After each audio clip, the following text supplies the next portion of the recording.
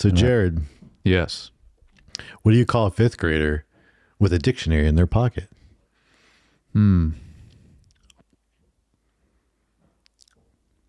Smart pants.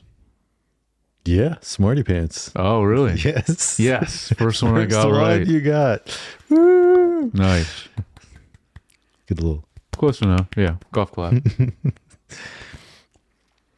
Smarty pants, though. Yeah, but close enough. Yeah, close enough. All right.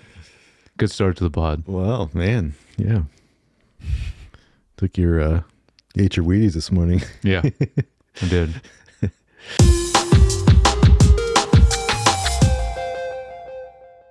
Hey, welcome back to Screen Time Film, a podcast where we take a director's filmography and cover it from first film to the most recent present film. We're currently going through Francis Ford Coppola in the 90s. And Jared, you know what your problem is? You have exactly disease. That is my problem. It's where your mouth smells exactly like your butt. Oh, man, you got me. I'm Josh, and this is my co-host, Jared. What I want to be when I grow up? Alive. Yeah. Yeah. That would be good. Yeah, it would be good. I'm still waiting to grow up. Yeah. Oh, yeah. Me too. All right. Today, we are discussing the film Jack from 1996, PG-13, an hour and 53 minutes. It's a little bit of a jump. Dracula was 92, 93? No? Oh, right. 92. 92. Okay. Yeah. I knew it was a little bit longer of a Took gap. a few at least. years off then. Yeah. Okay. I think our next movie after this, though, is like released either the same year or next year. So working on both. Yeah, in seems tandem. that way, but I don't know. We'll see. Maybe in the trivia. All right. Because of an unusual disorder that has aged him 4 times faster than a typical human being, a boy looks like a 40-year-old man as he starts with 5th grade of public school after being homeschooled. All right. Writers James DeMonico. No more homeschool jokes. Gary, I know. I should have done a homeschooling. Gary Nadeo. Those are the writers. Director, FFC. Cinematographer, John Toll. Yeah. He's done a lot of stuff. Yes, he has. To be honest, this film's probably not as challenging from a cinematography standpoint than some of these other things. But you got Braveheart, The Last Samurai, Legends of the Fall, Matrix Resurrections, Tropic Thunder, Almost Famous. Yeah. And many more, but those are just... Yeah, I wanted to put... he did one episode of Breaking Bad. Yes, he did. I saw that. Which is cool. Mm-hmm. Yeah. I think a lot of directors got involved with that. Especially after the show gets famous. Yeah. You'll just be like, yeah, I'll direct an episode. A lot of them. Yeah, a lot of directors really got involved, or cinematographers in that for sure. Well, both in that show. Music by Michael Kamen. Yeah, this is a lot also. Oh yeah, I didn't look him up because I didn't leave that up to you. We'll get to that one. Okay, yeah, we can talk about it later. Yeah, production costs. What do you think? Once again, didn't think about it yet at all. I should really do that ahead of time, at least somewhat, or at least go to last week's, get the reference point.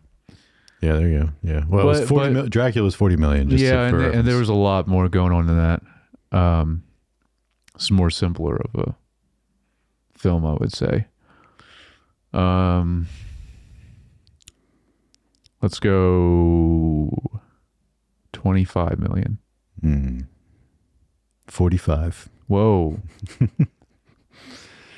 It's just from Robin Williams? I have no idea. But yes, it was definitely higher than I thought it would be. Man, okay.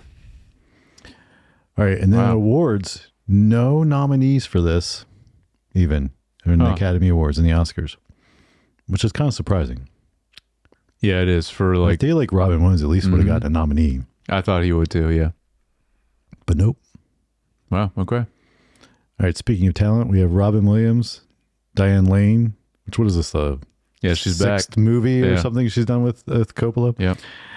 The Secret Weapon. Brian Kerwin, Jennifer Lopez, Oh yeah. Bill Cosby, Fran Drescher, Yeah.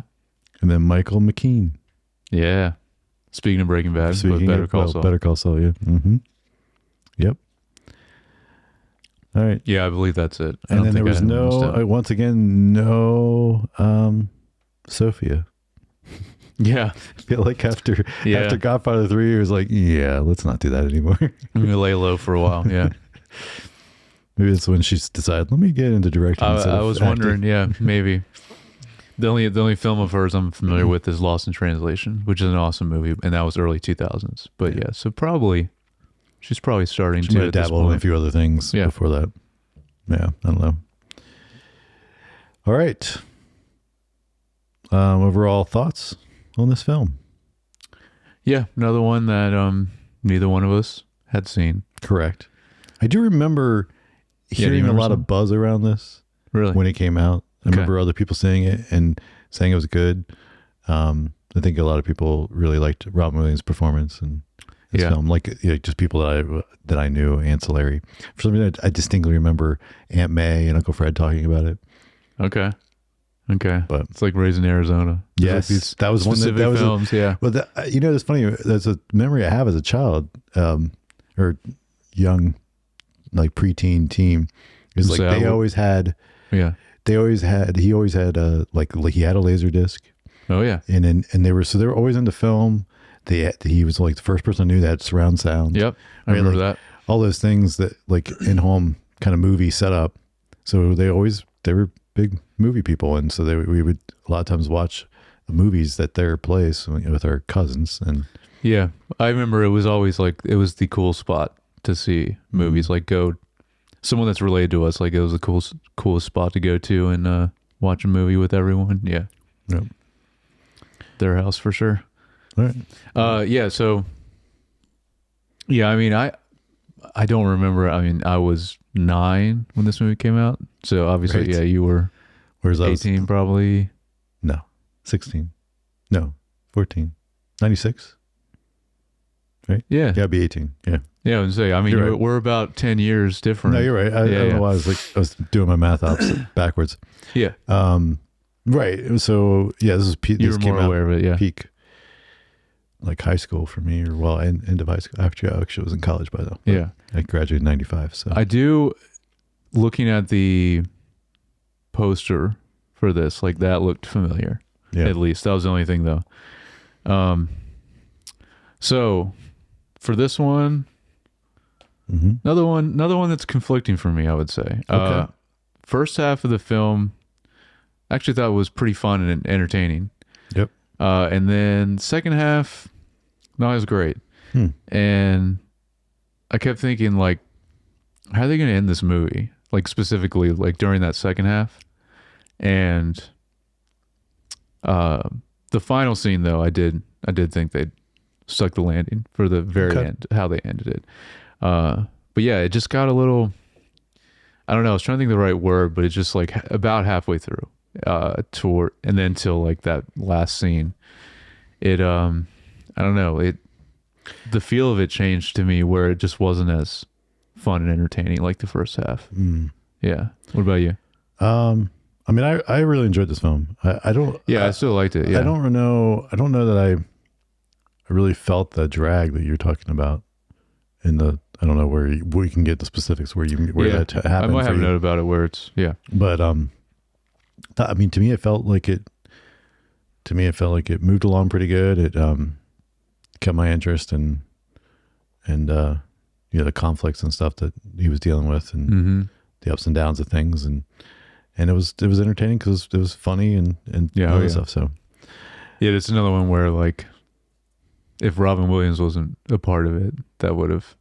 Yeah, I mean, that's even though Diane Lane, we already know she's always she did great. Yeah, she's always great. She did great, but right. I mean, that's one of my obvious notes, and we can start there. Is like, sure. I don't know who else could ever play this role in the history of actors. Like I agree. I mean, honestly, like that's why I was like, I'm surprised he wasn't at least nominated for something, because to be able to act so childish, but yet look like a 40 and be a 40-year-old man and be able to move like that, and like, yeah, it was just so well done in that, at that in the performance, and even just like the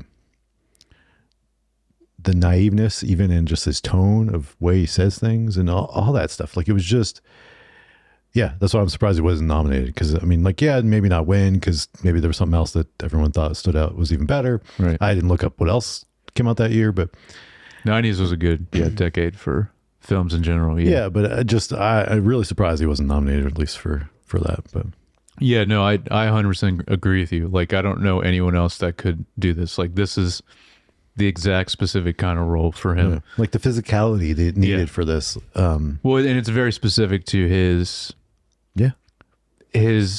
demeanor not and only personality. not only his humor and the type of humor that he normally does. Yeah, the physicality.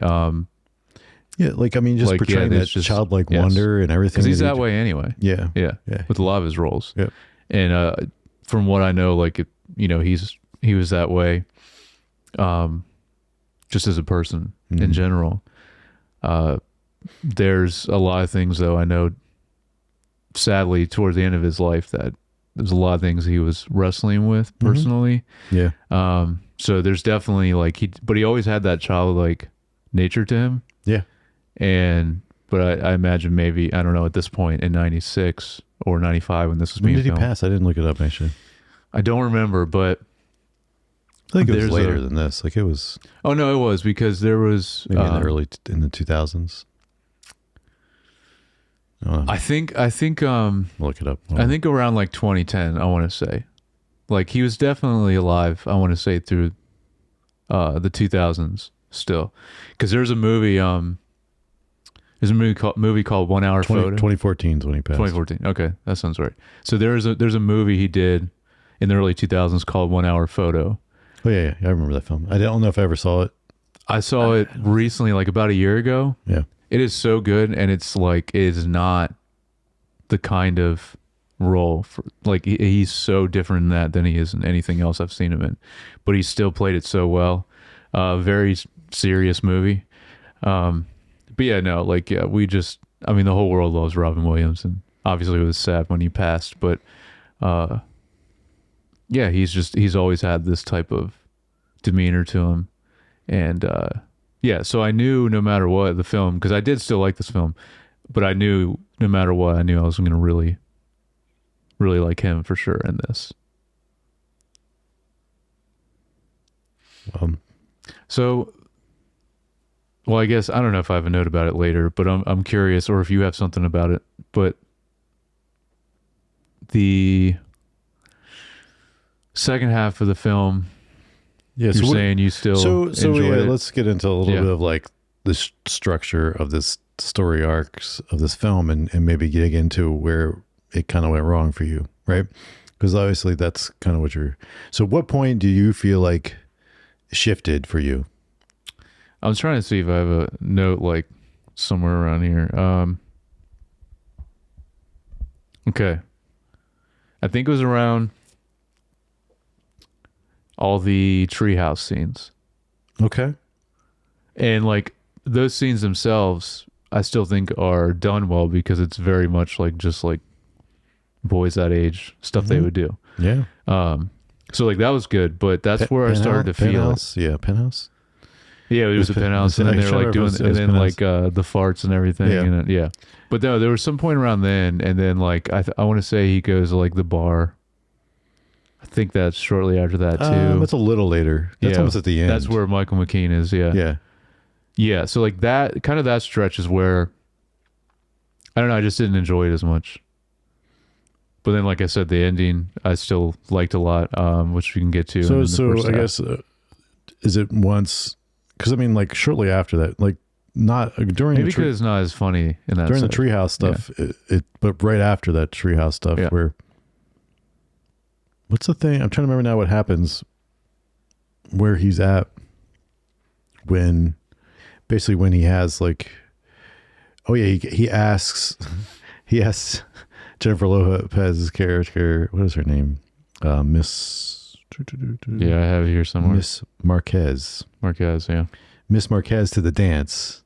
Yeah. And she says no, and then he ends up falling down. But it's not because of that. You think it in the moment. You think for a second like, oh, is he heartbroken? But no, he actually had some kind of health dish. And then they pull him out of school, and like that's when it goes like kind of dark for a little bit.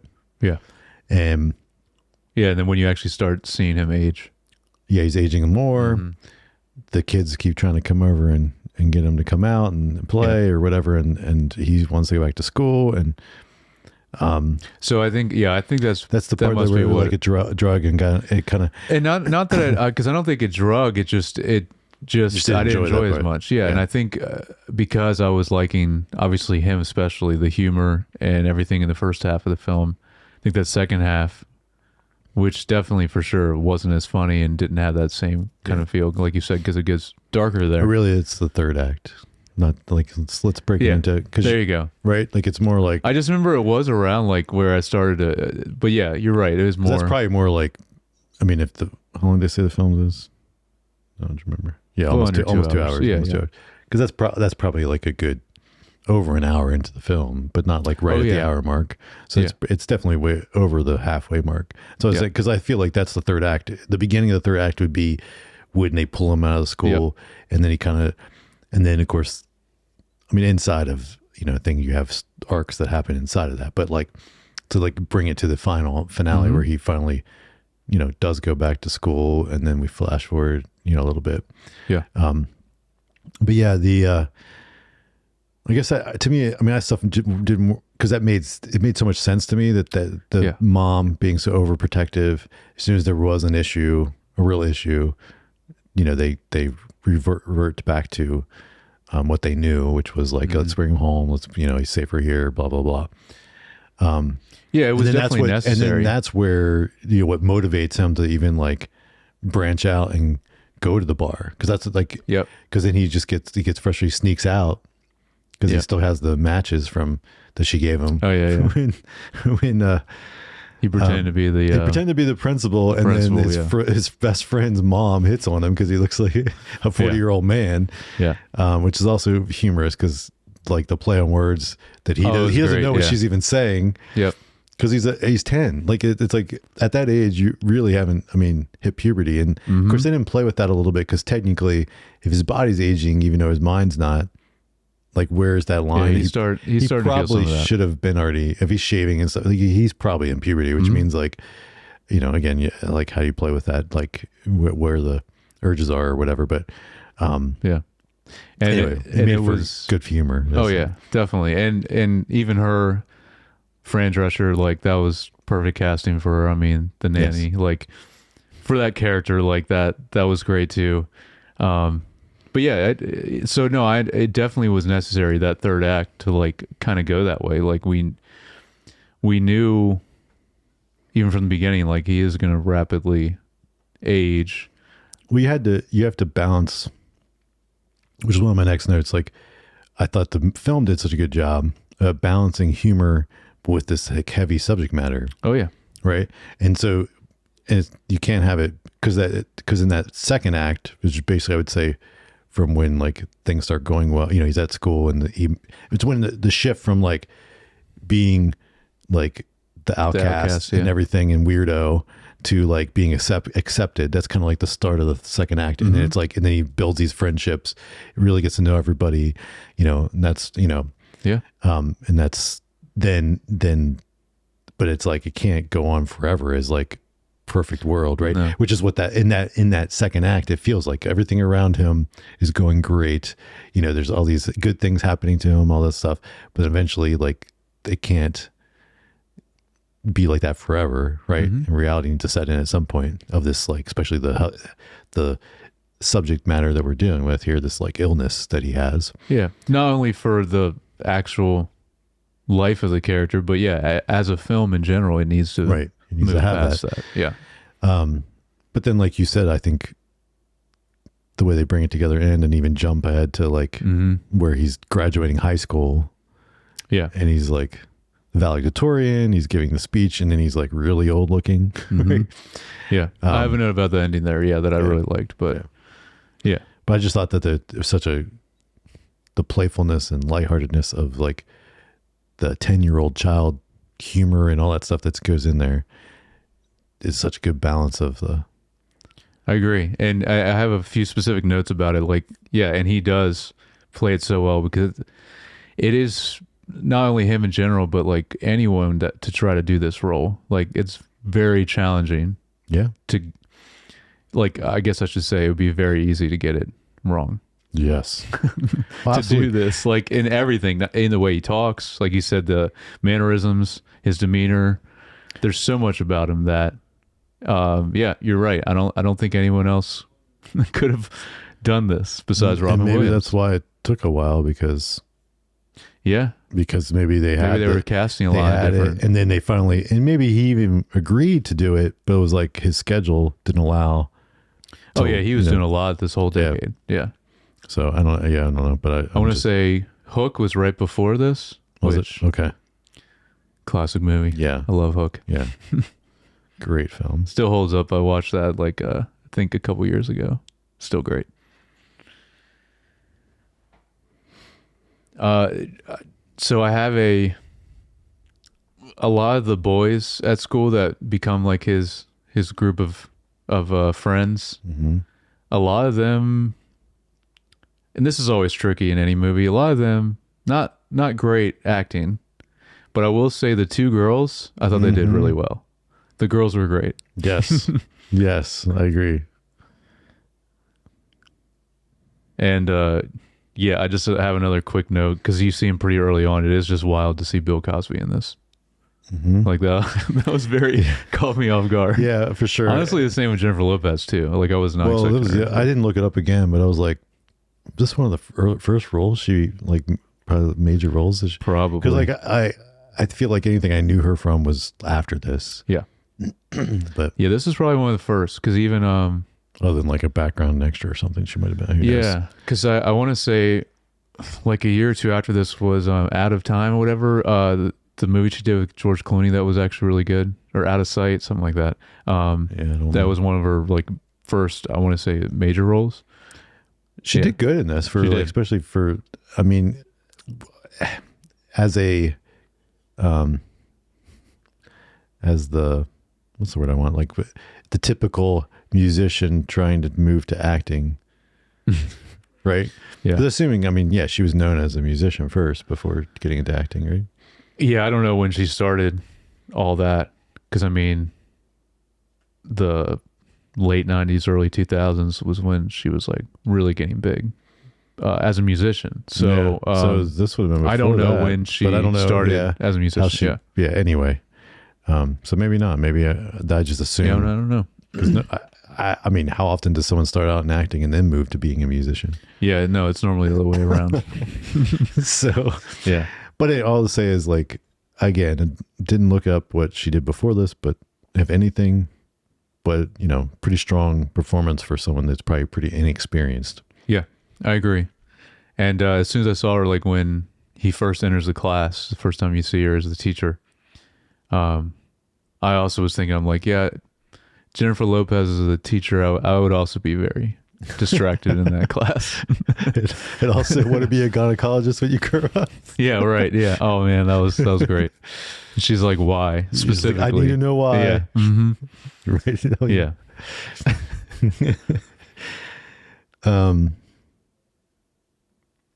Also, like, they take on the bullying in this film a little bit, like, yes, and how I don't know. I think also just in the acceptance, like, because I think they picked the right age, because like you starting in the middle schools where it would get a little messier, I think, where they'd be. But I think elementary school kids. Let's say, what grade would he be in at this point? Especially fifth grade. Is it fifth? Okay. They say fifth grade that he's going into. So it's like the end of elementary school. In most, I guess some states do it a little differently. Or going into middle school. Yeah. But like at that age, I think you're still right on the cusp of before they really, I'm trying to say like where they still don't see people like it's like they don't really discriminate as much. They're just kind of like, I mean, they're just kids, and they still are just thinking like kids. And so like, yeah, they're like, hey, you're weird because you're big and ugly or whatever. But then not once as much bullying as later. But once they get past that, then they're just like, oh yeah. And then it's like, and then they can just blindly not see that, right? Like they just like whatever. Yeah. And then you're just like one of the kids. Like you're just one of our friends. No, they did really well with all that, those interactions, especially at school. Like it all felt very real and like how people would behave at that age. And just seeing, this guy come in that decade too, obviously. Right, mid-90s, yeah. But yeah, I don't know, I thought that was good. It was good. And that's what I mean, like all that still in that first half of the film, or what we say, the first and second act. It was like, I really liked a lot and thought it was, really, really funny, entertaining, especially because of Robin Williams. But I want to go back to the titles sequence. I thought was pretty interesting, seeing all like doing it as they're doing all these tests on him as a baby. Thought that was pretty cool. And then we didn't talk about that. I did skip over because actually the way it starts, the opening stuff is actually kind of weird. I almost forgot about it. Like they're at a like costume party like for Halloween. It feels so out of place with the rest of the movie. But and then I think it's because I was like, what is happening? I think it's so partially they did that just for the humor of like them. She's going to labor and they're all dressed as like what he's like the 10 man, and she's just a witch. So kind of right. Yeah, I don't think she was specifically from Wizard of Oz. I think she didn't just look like some it. Kind of witch, but. And then the guy going through there dressed as the cigarette pack. That was great. Yeah. So it's like no smoking. Yeah, here. no smoking. Yeah. But then like he actually had a cigarette. Yep. And he had to put it out. And then he went, yeah. Yeah. That was good. Yeah. So I think it's more him as a 10 man trying to go through the metal detector. Yeah. Yeah. Which I have very specific notes I'll get to about both the mom and the dad because it's just very interesting. But well, I mean, if you want to, I mean, you can talk about this. Like, there's not. Well, I have just some stuff before that. Okay. Just little things like just good touches to Jack's character.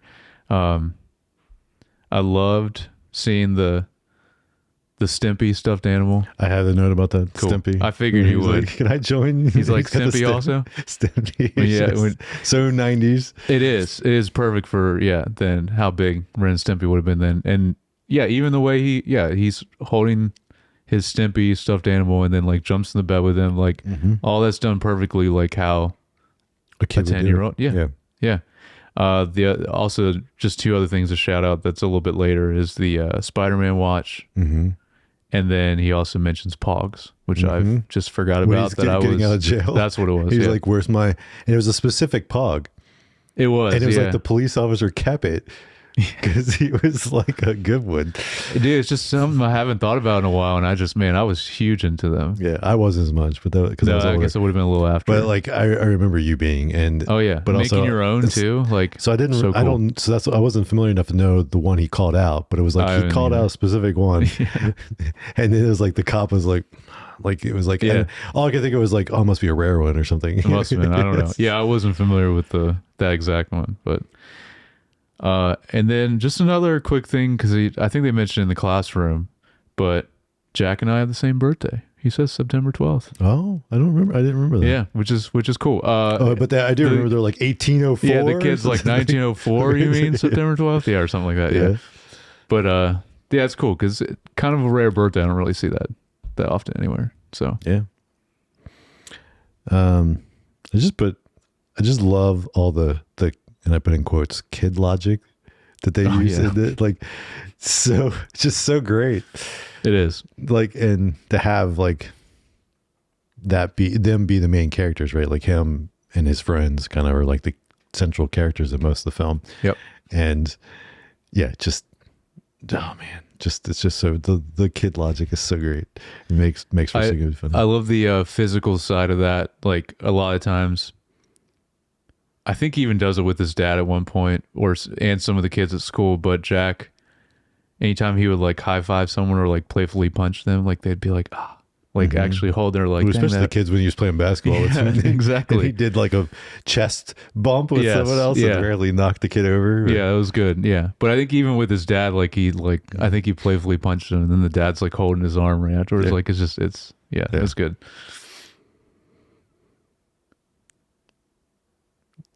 So Bing Crosby gets into the first time he goes into the treehouse. Yeah. And then he's like, the box that doesn't have weed in it. And he's just like, that was so hilarious. Mm-hmm. Like where he's like, ooh, this is a fun and then he's like, oh, not as fun as I thought it would be or something. Yeah. Not the kind of party I thought it was going to be. Yeah. Yeah. And all the stuff because that's when like I started to feel the difference was those treehouse scenes, even though, like I mentioned, they were all done really well because it's very real to just like what you'd be doing at 10 years old as a boy. It's what I was doing at 10 years old. Exactly, me too. Like, so all that was good. Had your club of friends, you had your and then even the way they assaulted the girls. Oh yeah, because I mean, so at this age, let's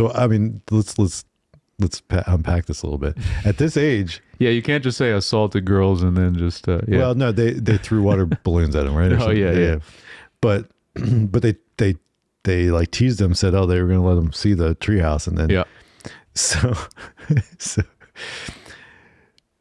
I mean, basically, me and my friends and our brother, that's Micah, that did something very similar. So you were much younger. I wonder if I know the story. We lived in Portugal.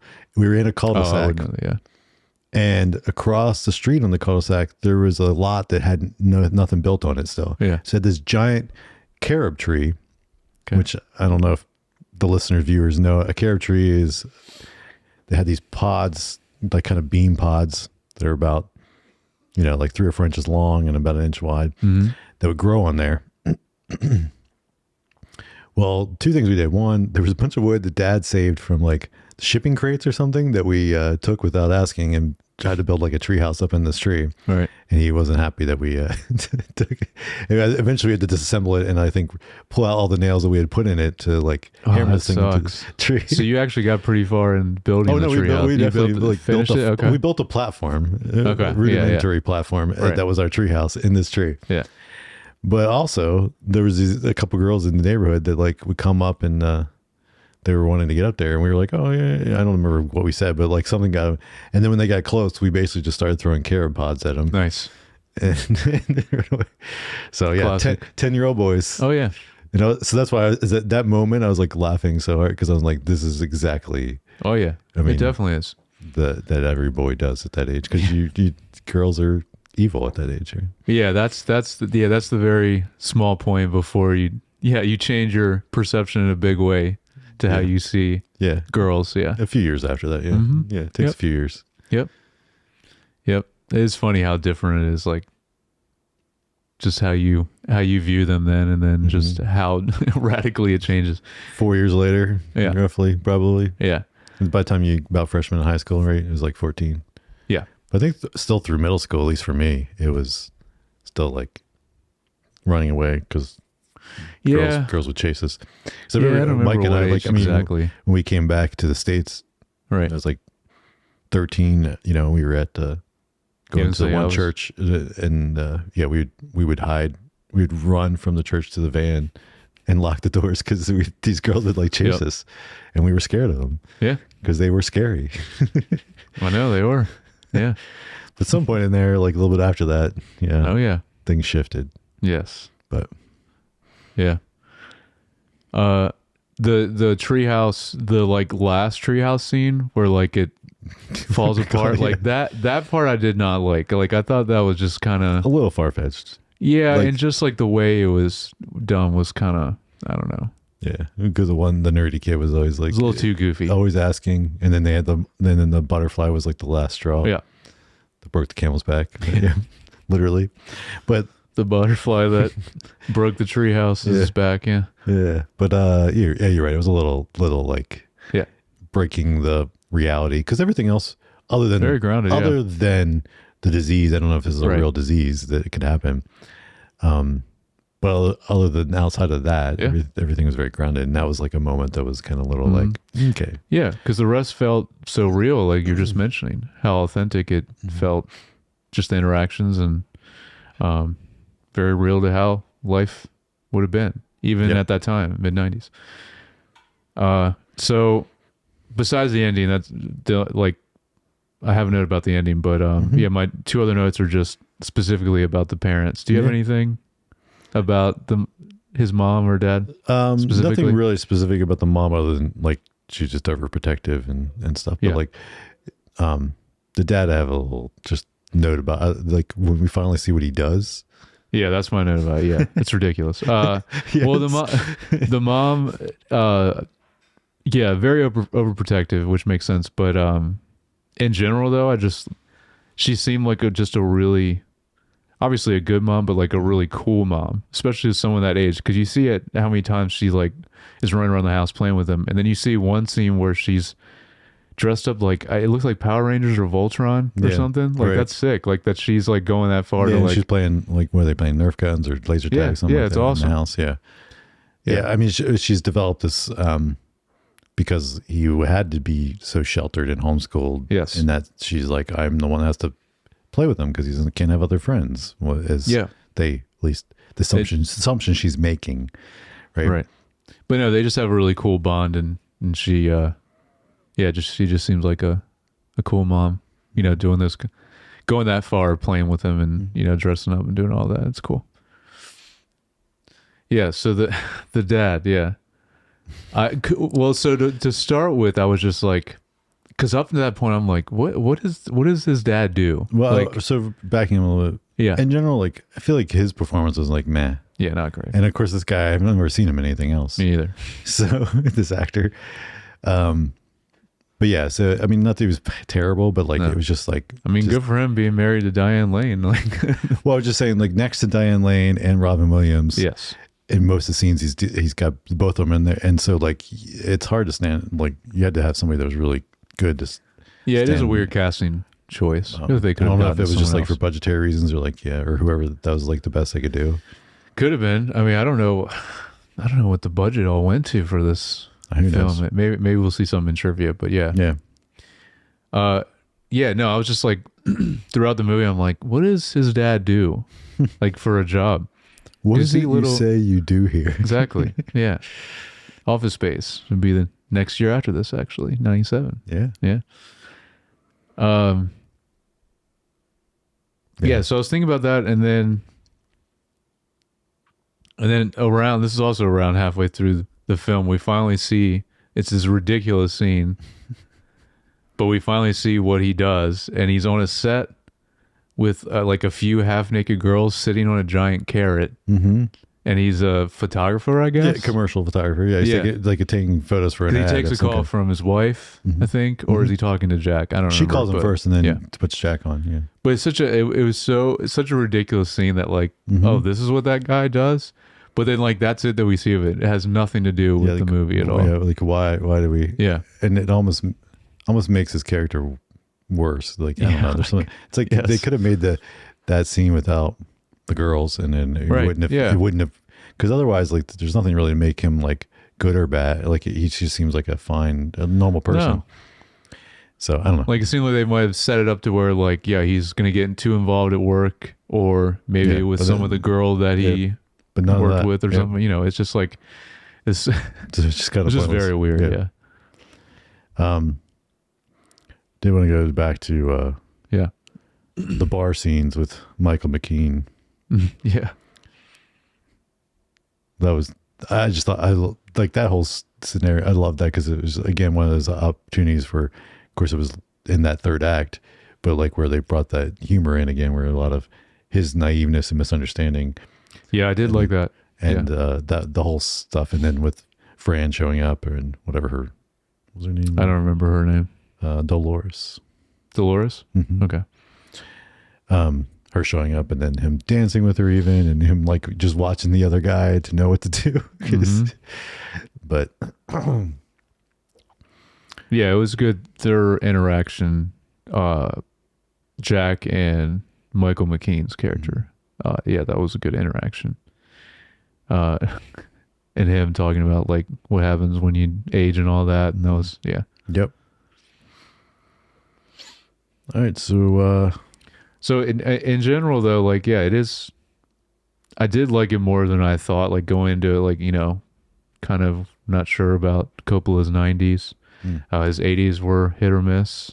You know, I just didn't know what to expect. Besides Robin Williams, like I knew that was going to elevate it for me, Yeah. no matter what. But yeah, no, I did. It was really entertaining overall. So then I don't know if you have a note about the ending, but I did think the final scene was really great, and good on him for Jack to still graduate, which I thought was good. And I thought his speech was really nice. Talking about as we age, want to remember the good times, we want to forget the bad times. And then he says, you know, something along the lines of how none of us really have that much time on Earth. Life is fleeting. Make your life spectacular, or something like that he says. Yeah. Yeah, it was a good way to kind of end it, and then him just driving off, I think, from that. Yeah, he Because goes how it off ends, with yeah. those with his buddies, Yeah. and his mom says something, comment to him, and Yeah. he's like, "Be careful" or something. Which Yeah. that's another thing why I was curious. I'm like, how are they going to end this movie? And I'm glad they did it this way, because I'm like, I don't want this movie to end up with him dying. Right. You know? So, and I had no idea. I'm like, they could have gone that way, but that would have been a bad choice. So anyway, I thought this was a good. Yeah, no, I thought it was good. Yeah. And we still got to see essentially his whole life though. So, which is good. Yeah, I mean, so the only thing in that moment I think that I think was a little off was when he spoke to his mom there, and he sounded like he was 10 again. And Oh, really? Like at that point, while he was making his speech? not while he was doing the Okay. speech as much as it when he after the speech and he's like talking to his mom before he gets in the car with his other buddies. I'm trying to remember what he says. I don't remember, but I just remember thinking like, oh, he still sounds like he's 10, and he should at this point be at least mentally at 18 or whatever.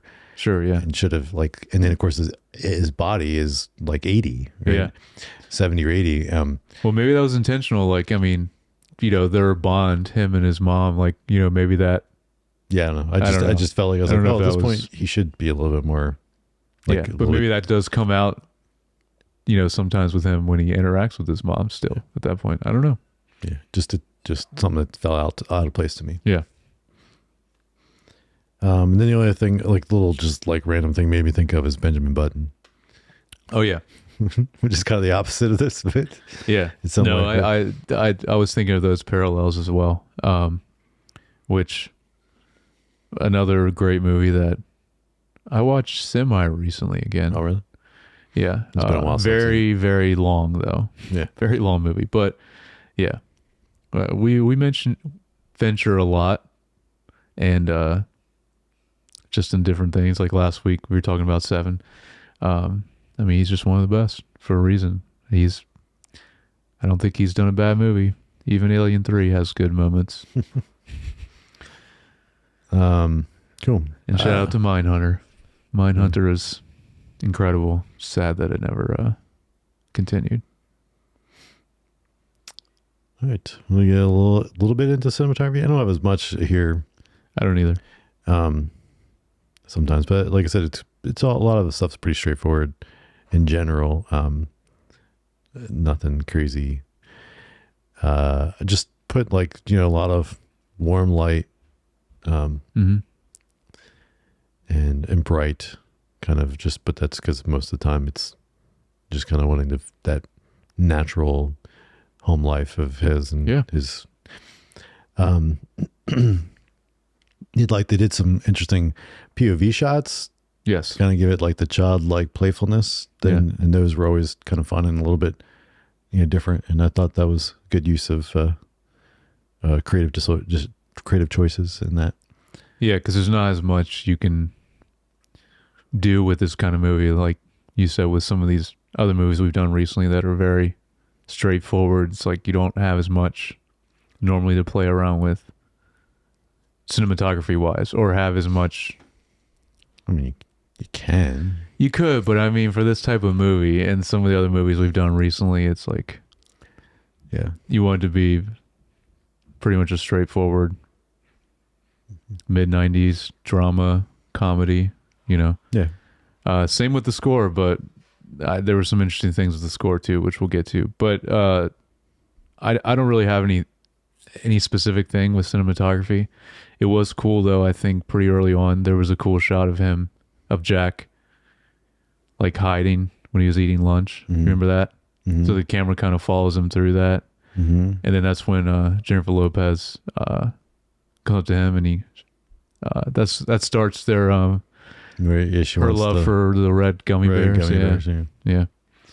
But I remember that shot. That was the one that stood out to me the most because it kind of followed him through it, the thing he was hiding in, and then came out of it. It was cool. Yeah. He's, yeah, it's crazy how many movies this guy has done. And I believe he might be on our next film as well. The Okay. same cinematographer. All right. Yeah.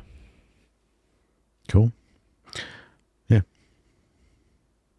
Score. Yeah. Score. Yeah. Music. Michael Kamen. Mm-hmm. This guy has done so much stuff. I've never heard his name before, but there's one in particular. Mm-hmm. I don't know if you saw of his. Oh no, you I said you didn't didn't look look, him I up. didn't look There's up. one in particular you're going to be very happy with, because I was. So he did all of the Lethal Weapon movies. Okay. Which it has like a, and that's, Well, he's done all the Die Hard movies too, which Okay. is very, yeah. very similar type of thing. The Dead Zone, License to Kill. So he did Okay. one Bond film. Okay. Robin Hood, Prince of Thieves, Last Action Hero. So a lot of those kind of movies. Shout out to Event Horizon. I love that sci-fi horror movie. I think the first X-Men. Yeah, first X-Men movie, Okay. which is interesting. These last two I think will be significant to what I want to talk about with the music. But The Iron Giant, which is a okay. Yeah. amazing movie. Yes. And then Jerry Seinfeld, I'm telling you for the last time.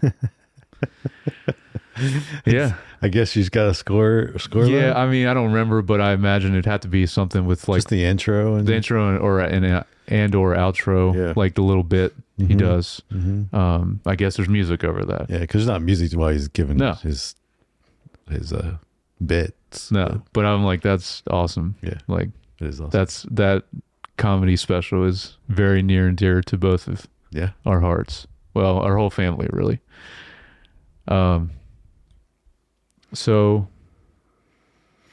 well, I kind of want to start with you. I mean, do you have anything specific with the score? Anything that stood out to you? No, Or do you? honest, no. Okay. I mean, no. I was just curious if there was anything because I really like this score because he did more with this than just like we were talking about sometimes with these kind of movies.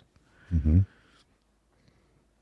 You don't always have that interesting of a score or not much of a score at all, and then it's normally needle drops. There was no needle drops in this, I don't think. Mm. And there was a decent amount of score, and I had at times like a kind of normal like 80s fantastical type of feel to it. Okay. With a lot of the, I would say like Goonies, we'll say the Amblin type of Amblin vibe. Yeah. It's really from the 80s, but Yeah, but carried on over. yes. So then two other things though that I thought was interesting. There was moments where it also reminded me at times of like an animated Pixar or DreamWorks film Okay. with the score. All right. Which makes Which sense with the Iron Giant. But they would also barely exist at this point. Yeah, Toy Story was probably around, Yeah, I don't remember. I think, mid-90s, Yeah. maybe late 90s. Yeah, but anyway, so it had moments of that too, which, I mean, all those kind of movies always have incredible scores. And then the last thing I wanted to mention... 95, Toy Story. 95, yeah. Yeah. Well, I mean, the animation in that was like revolutionary Mhm. at that time.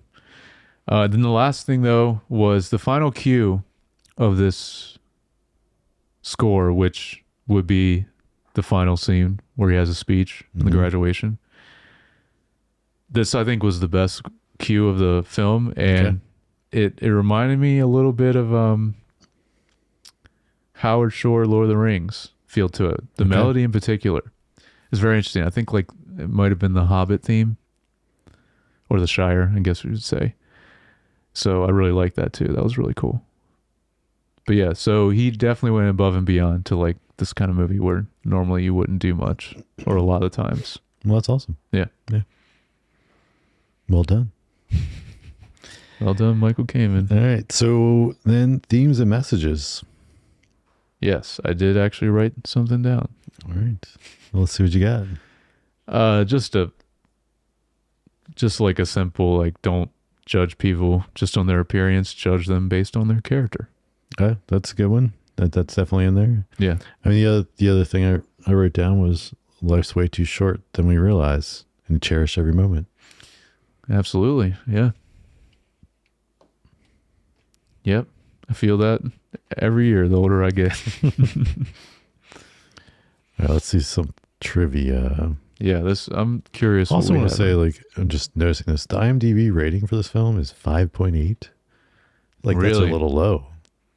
That seems very low. Yeah. It's weird.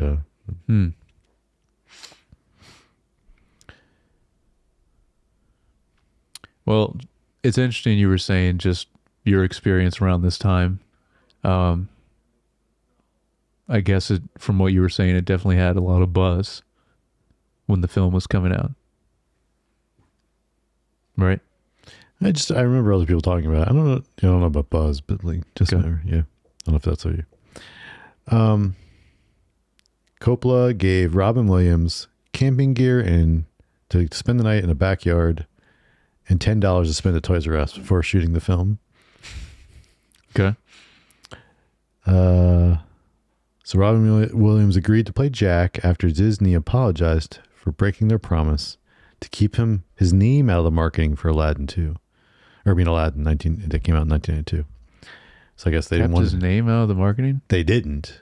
But I guess he must have wanted them to not use his name in the marketing for Aladdin, and they must have done it. So then I guess they had to apologize because what was this?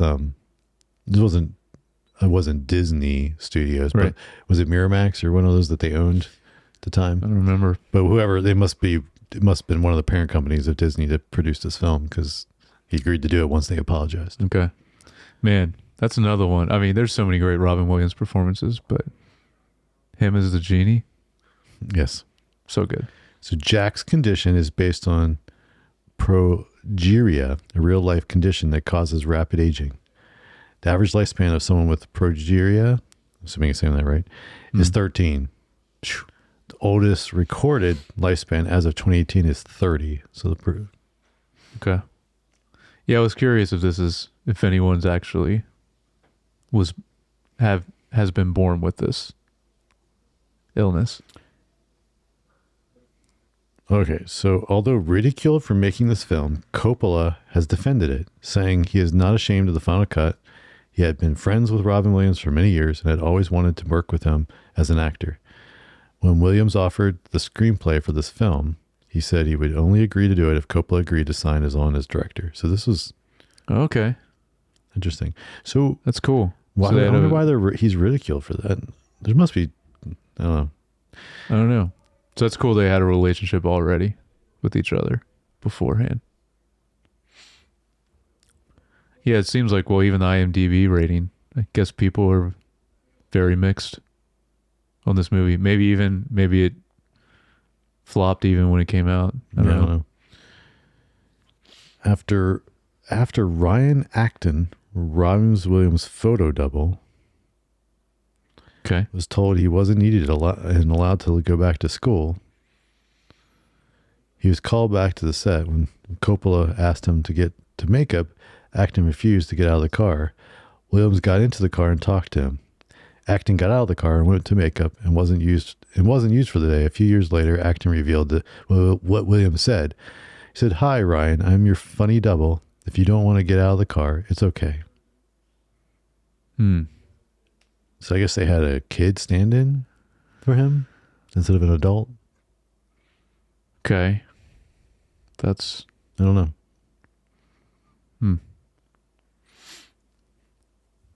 The film supposedly used sped up photography scenes and fast moving rays of sunlight to show how fast time moves for Jack. Okay. I hear Tom Hanks was originally choice for the lead role because of his performance in Big, Oh, right. which Robin Williams was considered for the lead in Big as well. Yeah, I mean that's probably the only other person that could have done this role, but still wouldn't have been as good. Yeah. No.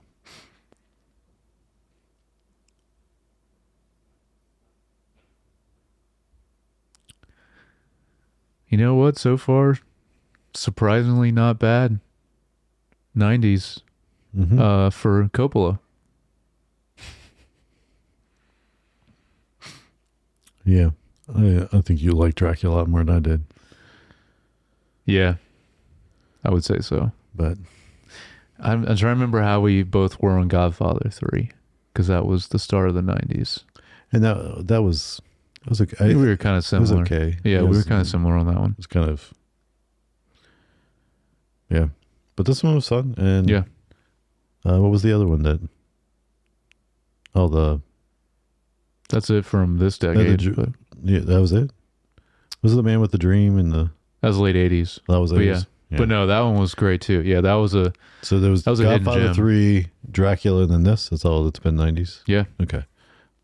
Well, Yeah, and I this is think- my favorite then of the 90s films so far. Yeah, I mean, it is funny. This and Dracula both I like more than Godfather 3. Which is funny to think about, but yeah, I believe our next film is the last one of the 90s. I don't think he does much, because I want to say it might be after our next film. He takes like a 10-year break. Okay. So, yeah, Well, speaking of, our next film is The Rainmaker. the Rainmaker, not the Rain People. Not to be confused with The Rainmaker. Yeah. But yeah, have you seen the film, Jack? Would you think? If you have, Yeah. let us know. Leave a comment. Send us some feedback. You can email us at feedback@screentimepod.com, or like and subscribe and follow us on multiple platforms. We're on Apple Podcasts, Spotify, YouTube, TikTok. Hey, it's back. It's back. Very short. Very short-lived. Yeah. Instagram. Yeah, Facebook. Mhm. Yeah. And if you'd like, you can follow Jared and I on Instagram. I'm at JYoungBar. And I'm at Jared Youngbar. All right. We'll catch you guys next time.